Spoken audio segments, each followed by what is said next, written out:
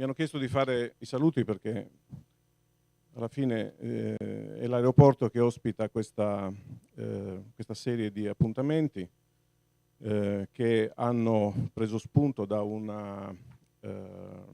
un'iniziativa della Regione Sardegna, iniziata con il professor Morandi, ex assessore, poi continuata con Barbara Argiolas.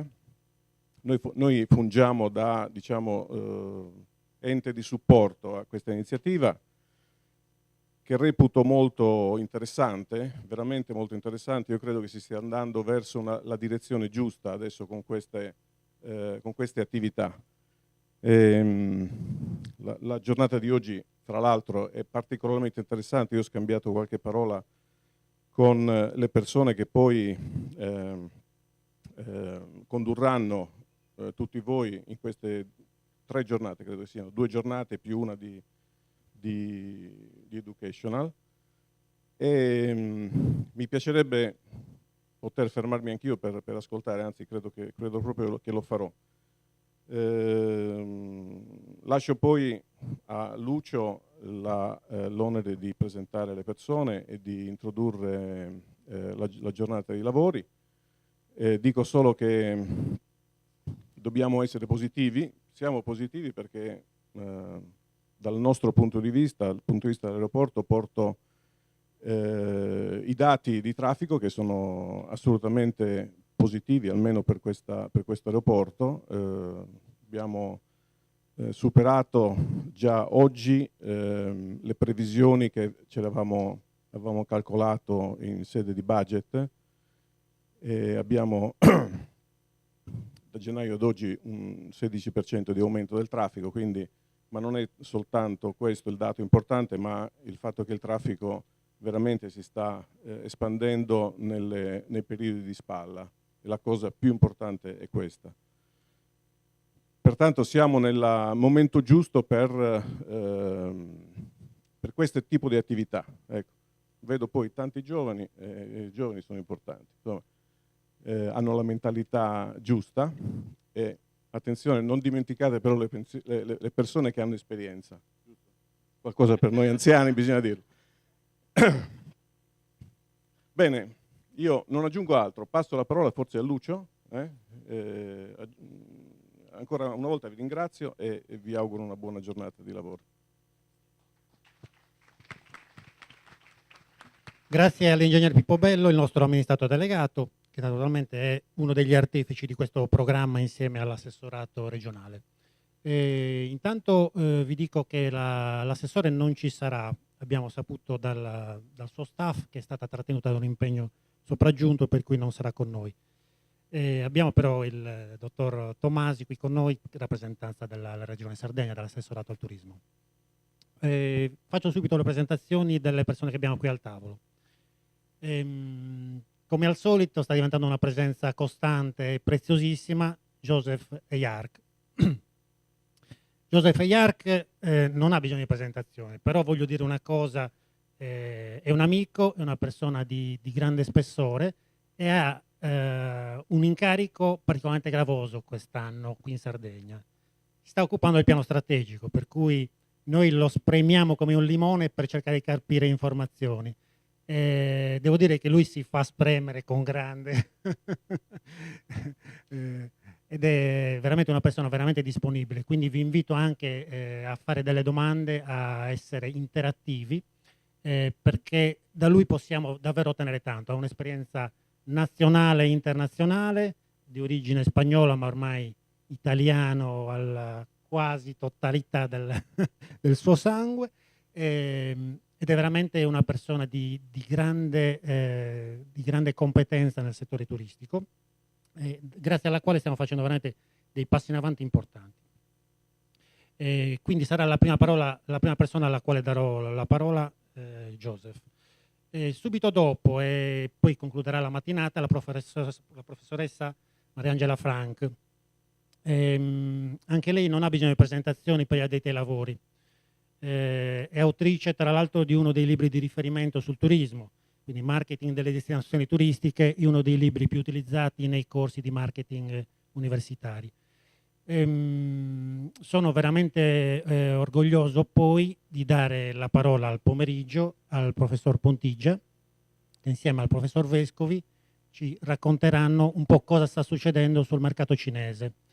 Come sapete, questo tipo di appuntamenti si svolge tenendo presenti 3 grandi capisaldi. Abbiamo scelto, insieme all'assessore Argiolas e a Joseph, di ragionare su 3 grandi pilastri. Il primo è management, quindi cercare di incrementare le nostre conoscenze manageriali, cercare di rafforzare il nostro bagaglio, la nostra cassetta degli attrezzi. Quindi abbiamo costruito, insieme anche agli altri partner dell'iniziativa, tra cui SPS e il gruppo Galgano, un programma che si chiama PDPIT, un programma di sviluppo professionale che alla fine rilascerà un certificato proprio sulle conoscenze turistiche.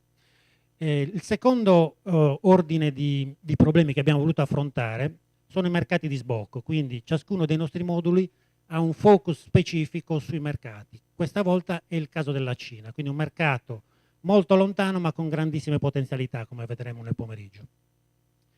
Il terzo elemento invece è il tematismo, quindi andiamo, soprattutto nella giornata di domani, ad approfondire il tema cultura e archeologia.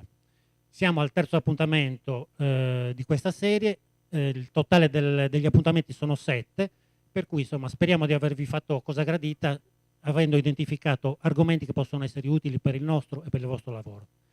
Non vi annoio più, do la parola a Joseph e iniziamo i lavori di oggi. Grazie.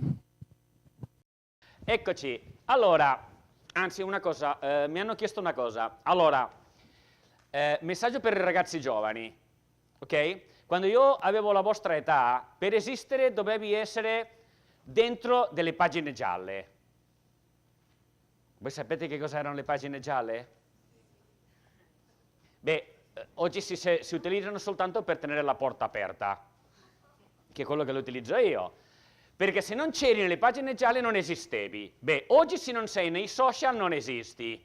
Allora mi hanno chiesto di chiedervi, a tutti, di tweetare, condividere e parlare di questo Sardinia Call to Action, sul quale ci affrontiamo a parlare nei prossimi, oggi e domani.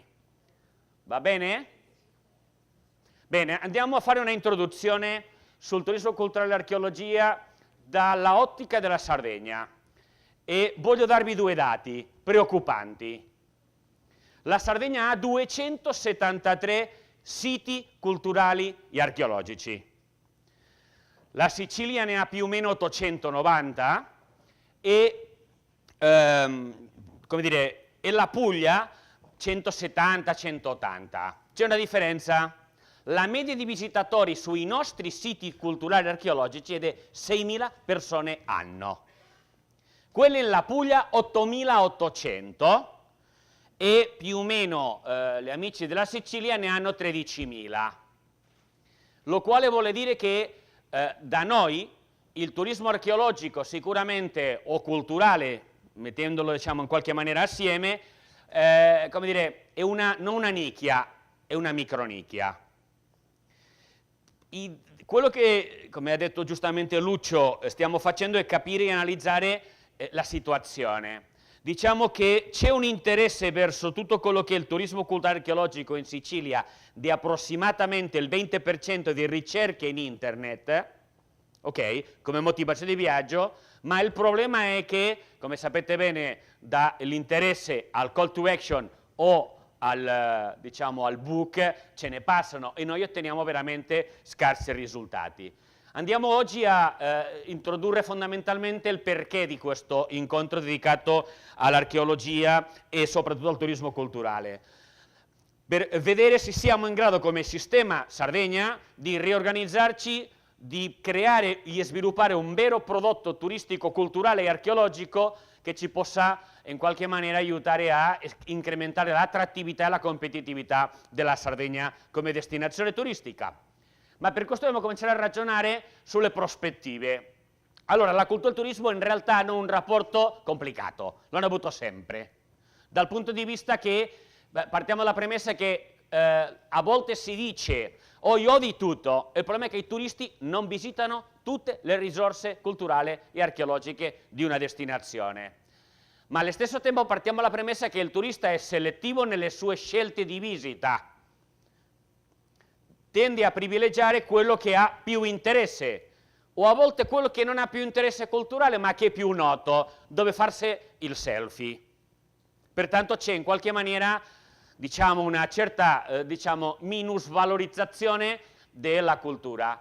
Ma fondamentalmente noi dobbiamo tener conto che il turista si muove prevalentemente non per la cultura, si muove prevalentemente per motivazioni di tipo ludico-ricreative e anche di relax. Dalla prospettiva, diciamo, dal mondo culturale c'è una problematica, nel senso che la cultura approccia il turismo in un modo diverso, ovvero ci sono due mondi totalmente separati, le azioni autonome non coincidenti, ma anche abbiamo una problematica, tutto quello che è culturale normalmente in Italia hanno una visione che per fortuna si sta risolvendo in questo momento, si sta evolvendo, molto sulla conservazione. Pertanto non c'è un orientamento al mercato e generalmente senza appeal turistico. Pertanto abbiamo anche, lo abbiamo visto tante volte, si fanno restauri, si mettono, diciamo, si recuperano i beni per dopo chiuderli. Pertanto dobbiamo capire che sono due mercati che in qualche maniera devono convivere. Quello degli operatori turistici, che fondamentalmente ha un ragionamento di, come dire, competitivo, che in qualche maniera deve essere molto attenta ai trend, ma allo stesso tempo quello del mondo culturale, che è mentre che gli operatori ragionano in ottica di mercato, e il mondo culturale non ragiona in ottica di mercato, in un non mercato, ma soprattutto lavora in una logica di un mercato immaginario che in realtà non esiste, ma anche sul fatto che è autoreferenziale e che normalmente non ha un riscontro con le problematiche del turismo. Che cosa sta succedendo? Qual è realmente la motivazione dei turisti che vengono in Italia per il cosiddetto turismo culturale? Non è soltanto il turismo culturale. La principale motivazione dei turisti che vanno a Roma, sapete qual è? È il Papa. I brasiliani non vengono a vedere il Colosseo, vengono perché c'è il Papa, come gli argentini, come gli americani. Pertanto dobbiamo cominciare a ragionare che il turismo culturale dobbiamo capirlo fondamentalmente che è un mix fra cultura, tutto quello che è svago anche, religioso, ma soprattutto congressuale, balneare, eccetera, c'è un mix in qualche maniera.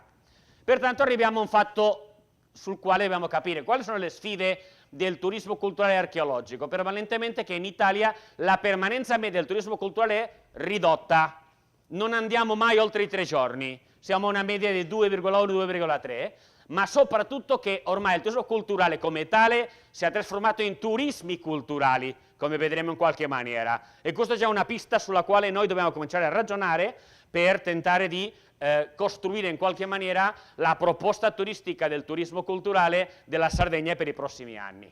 Pertanto l'evoluzione del turismo culturale è che da una domanda di turismo di destinazione, ovvero vado a vedere, vado a guardare, e stiamo passando a una domanda di turismo nel quale si vuole fare, toccare, capire, imparare, ma soprattutto condividere.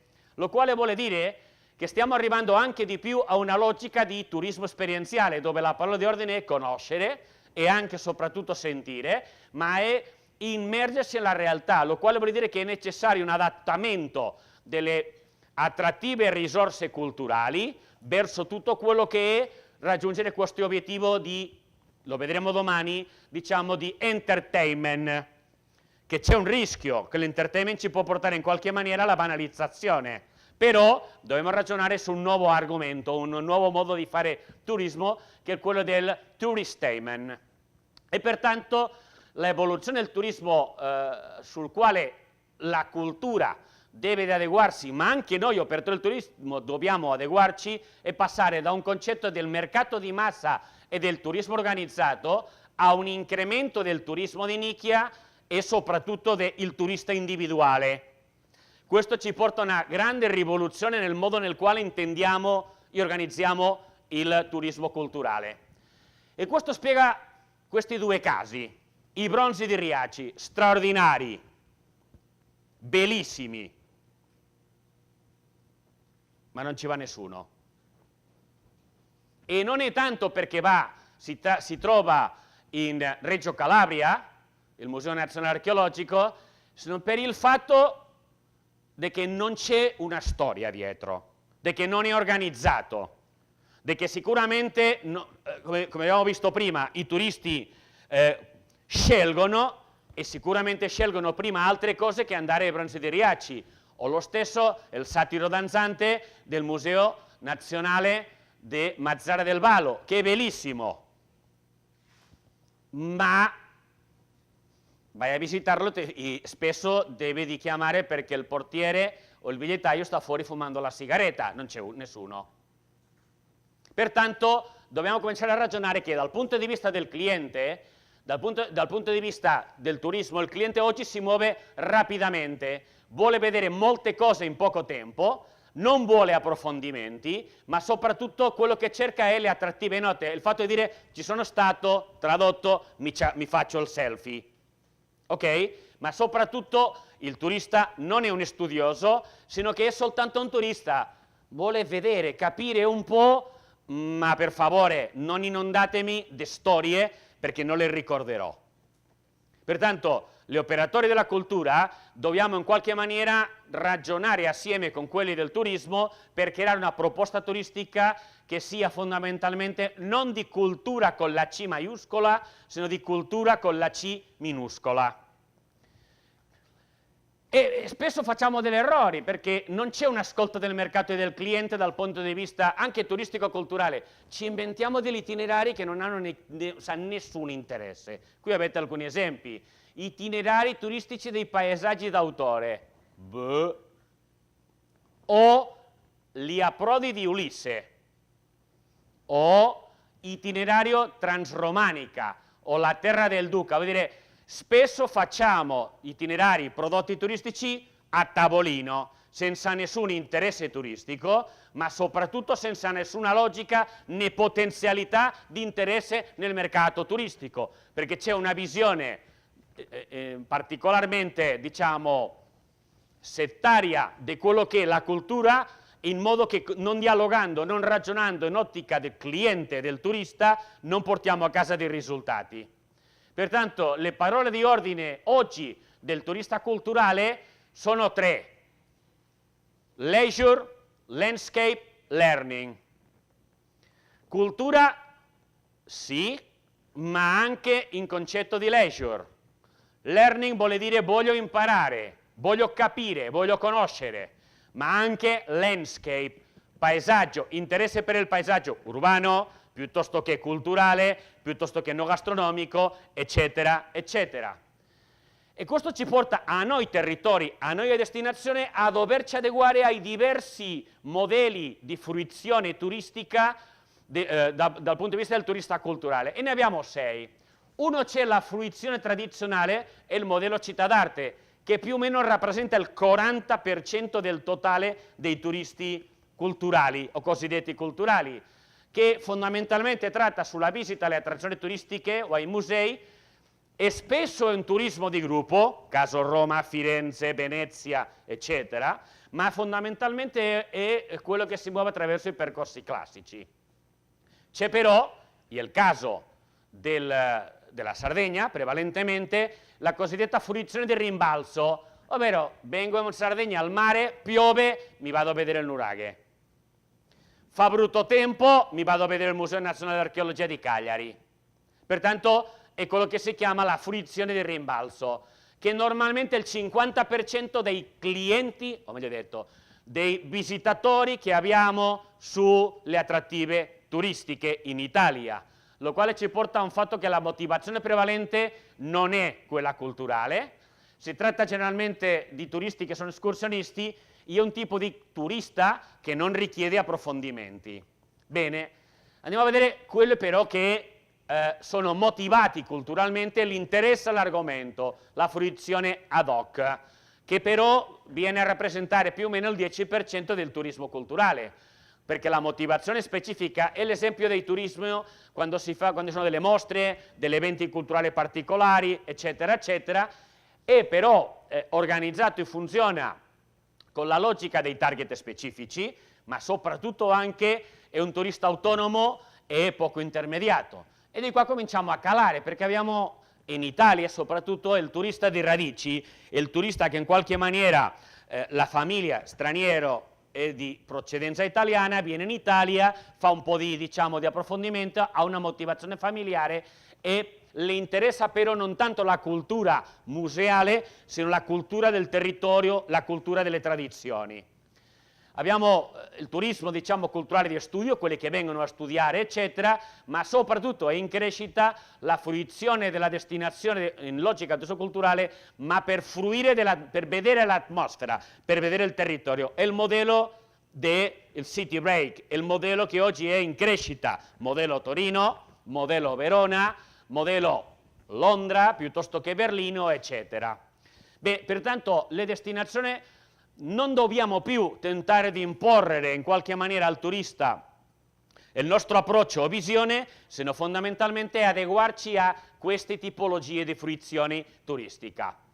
Perché dobbiamo passare da una logica che il turista attento e consapevole, quel turista che ti sceglie o che ascolta o che è estremamente interessato, che sarebbe in qualche maniera dal punto di vista turistico-culturale l'ottimale, dobbiamo adeguarci al turismo millennial e a queste nuove generazioni che non hanno avuto o non hanno una formazione umanistica come abbiamo noi, che non hanno un orientamento alla cultura se non è attraverso la cultura visiva, che non hanno e non hanno avuto una formazione in qualche maniera classica se non adeguata ai tempi, sono i figli di internet, pertanto abituati a breve, veloce e facile.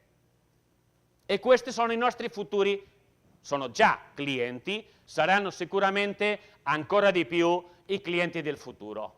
Pertanto il mondo del turismo e il mondo della cultura hanno bisogno di cominciare a ragionare e collaborare assieme, perché ci va, non dico la vita, ma sì, nel caso della Sardegna, il futuro turistico immediato, lo quale vuole dire che dovremo cominciare a ragionare e parlare la stessa lingua, smettere in qualche maniera della lotta di interessi, perché abbiamo bisogno uno dell'altro, ma soprattutto dobbiamo ragionare sul fatto che dobbiamo ragionare su una forzata convergenza, partendo dalla premessa che la cultura deve cominciare a ragionare la sua, tra virgolette, commercializzazione, domani approfondiremo su questo, ma allo stesso tempo noi operatori turistici dobbiamo cominciare a ragionare al fatto che dobbiamo culturalizzarci.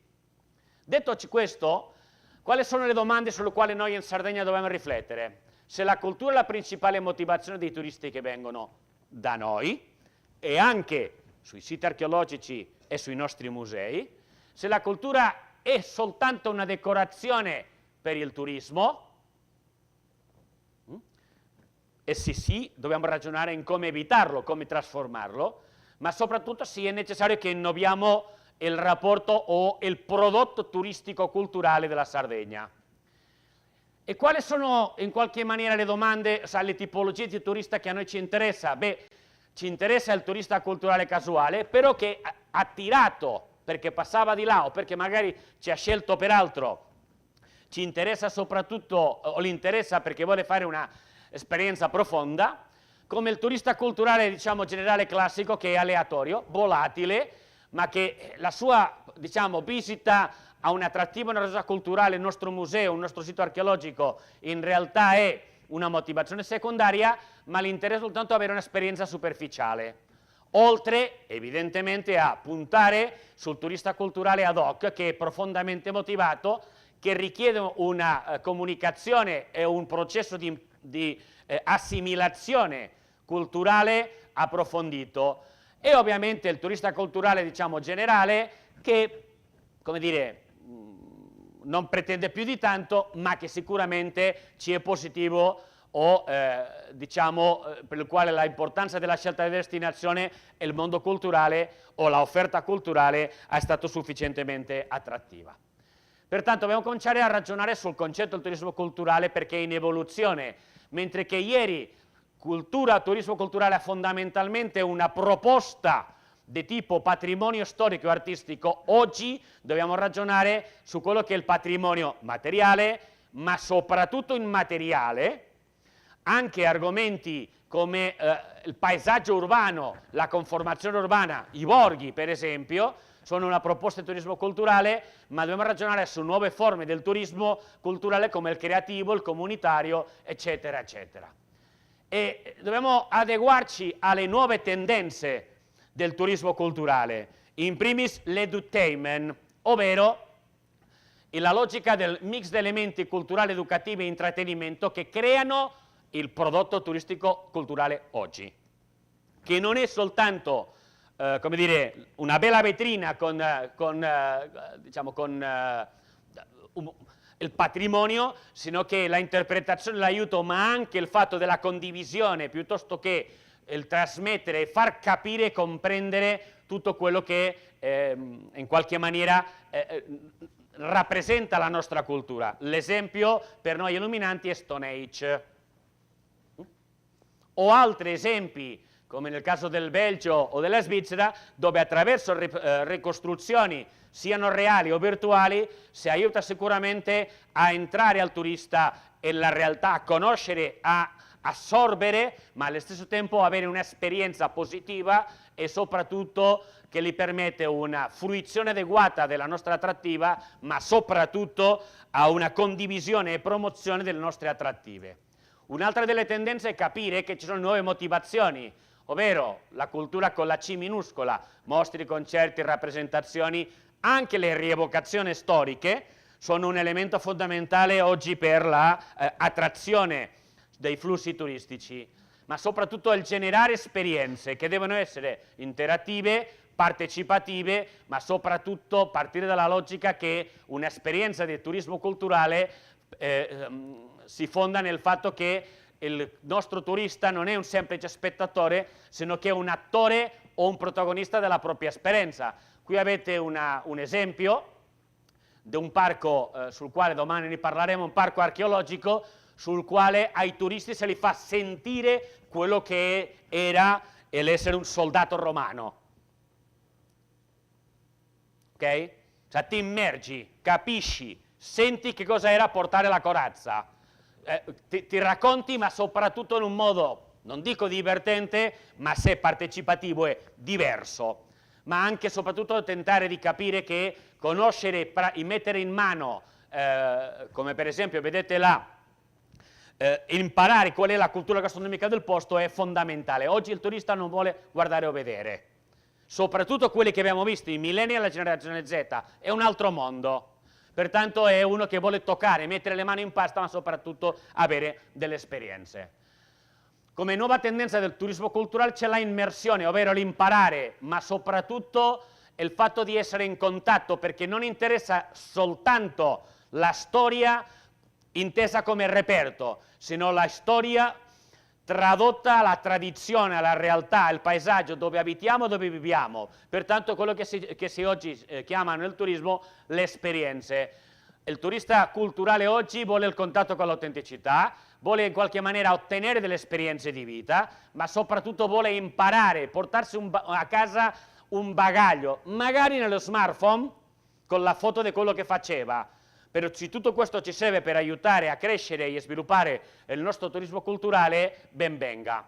E soprattutto interattività, il turista vuole, come vediamo qua, learning, toccare, fare. La cultura non è soltanto il museo, la cultura è un insieme che noi operatori turistici dobbiamo di aiutare a organizzare e programmare perché il turista abbia una buona esperienza della destinazione Sardegna.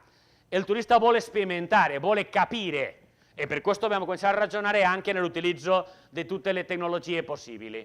E soprattutto intendere che il turismo culturale è anche una delle forme del break, del turismo short break, dove quello che cerca il turista fondamentalmente è quello di scappare dalla sua quotidianità, vuole andare a vedere e fare e ovviamente portarsi a casa un certo bagaglio di esperienza di quello che ha fatto, non vuole ritornare a vuoto. Non è più il turista che viene in spiaggia, si butta per 5 giorni e il primo giorno se ne alza per andarsene via. Vuole avere delle esperienze, ma intendiamo che la cultura non deve essere presentata e organizzata in una logica turistica di pietra o di massa, sino che deve di aiutare a comprendere e soprattutto a capire quello che è la nostra realtà, la nostra tradizione e il nostro territorio. E soprattutto partire dal fatto che c'è in crescita un interesse per la cultura contemporanea più che quella classica. Tutto quello che è il mondo dell'architettura, le Archistar è un esempio, i viaggi per andare a vedere le opere, gli edifici che hanno fatto gli architetti, il design, la propria diversità culturale, ma soprattutto sta prendendo piede come elemento del turismo culturale tutto quello che è non la enogastronomia, sino fondamentalmente la gastronomia. E arriviamo a un punto, il turismo creativo, turismo dove la gente vuole mettere in qualche maniera in piazza le sue capacità, vuole partecipare, vuole sviluppare le sue capacità e cerca dei luoghi, cerca delle proposte che gli permettano lo sviluppo della sua propria creatività. E dobbiamo però capire sulle minacce, in primis la mercantilizzazione della cultura, che non va bene. Dobbiamo evitare il fatto che le nostre attrattive perdano il valore che hanno come tali, seguendo in qualche maniera un eccesso di entertainment, ma dobbiamo tener conto anche del fatto che perdano la sua capacità di generare interesse per un'eccessiva banalizzazione e la sua capacità di attrazione turistica. Per esempio, è un enorme rischio la teatralizzazione dei costumi locali per i consumi turisti. Qui abbiamo due esempi. I bronzi del Riace utilizzati per fare una partita di poker, o lo spettacolo che abbiamo dei centurioni romani per le strade di Roma. Questa banalizzazione ovviamente non va bene, è uno degli elementi fondamentali sui quali dobbiamo essere molto attenti nel caso della Sardegna. Dobbiamo essere attenti alla gentrification, ovvero l'abbandono in qualche maniera diciamo, dei centri vivi, dove la gente vive perché in qualche maniera si mercantilizza o si banalizza, ma soprattutto dobbiamo ragionare su un elemento importante, quella logica che abbiamo di fare troppo. Vi faccio un esempio. La città di Torino ha la irrisoria quantità di 48 musei. Torino, 1.100.000 abitanti, 48 musei. Quanti vanno veramente a visitare i turisti? 12? Magari. Egizio, Museo del Cinema, Museo dell'Automobile e il Palazzo Reale, perché i Savoia sono i Savoia. Ok? E perché vanno al Museo del Cinema e al dell'Automobile? Perché? Sono interattivi e spettacolari. Prima non ci andava neanche uno. Pertanto la logica è, attenzione, non perché abbiamo tanto vuole dire, perché ricordate che il turista sceglie, ma soprattutto dobbiamo essere attenti a evitare troppi eventi culturali. Non fare troppi eventi o molti eventi significa avere i turisti. Non confondiamo fare la sagra dell'acciuga o della castagna o del carciofo, perché questo non mi porta dei turisti. E non tutto è culturale, ma soprattutto dobbiamo essere attenti a evitare le troppe attrattive turistiche. Meglio concentriamoci, diamo valore a quello che realmente ha valore, costruiamo un prodotto turistico culturale competitivo, costruiamo delle attrazioni, organizziamo delle proposte turistiche attorno al mondo archeologico e sicuramente questo ci può portare dei risultati facendo delle scelte, ma soprattutto costruendo delle proposte interessanti. Perché dobbiamo evitare il perdere la identità. Non c'è niente peggio che quando si fanno gli spettacoli folcloristici quando arrivano le crociere. Pertanto, gli spettacoli, come dire, una eccessiva banalizzazione o un mal utilizzo dell'attrattiva culturale in ottica turistica ha il rischio della perdita identità per la massificazione, perché perdiamo l'atmosfera del territorio, l'atmosfera dell'attrattiva che è il territorio, ma anche la perdita dell'autenticità. Grazie e spero che la giornata di oggi, piuttosto quella di domani, vi sia di interesse. Grazie mille. Tourism Call to Action, 7 incontri formativi per la crescita turistica della destinazione Sardegna. Iscriviti su www.aeroportodiolbia.it.